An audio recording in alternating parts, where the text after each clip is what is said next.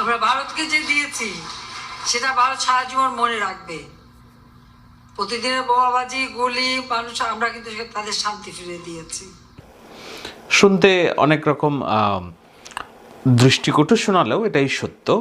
সত্য এই কারণে যে বিবিসি একটি সংবাদ করেছে আজকে, এর আগ দিয়ে আমি ভারতের পররাষ্ট্রমন্ত্রী জয়শঙ্করের একটি বক্তব্য শুনছিলাম এবং সেখানে স্পষ্ট কোট লেখা আছে যে ভারত শেখ হাসিনাকে আশ্রয় দিতে চাচ্ছে না। তিনি কোট বলেছেন যে আমাদেরকে খুব স্বল্প সময়ের নোটিশে জানানো হয় যে শেখ হাসিনা ক্ষমতা ছাড়বেন এবং তাকে আশ্রয় দেওয়ার জন্য আমরা খুব অল্প সময়ের জন্য তাকে এখানে আসতে দিয়েছি এবং আমরা চাচ্ছি তিনি তার পরবর্তী গন্তব্য ঠিক করুক, আমরা তাকে কিছুটা সময় দিচ্ছি।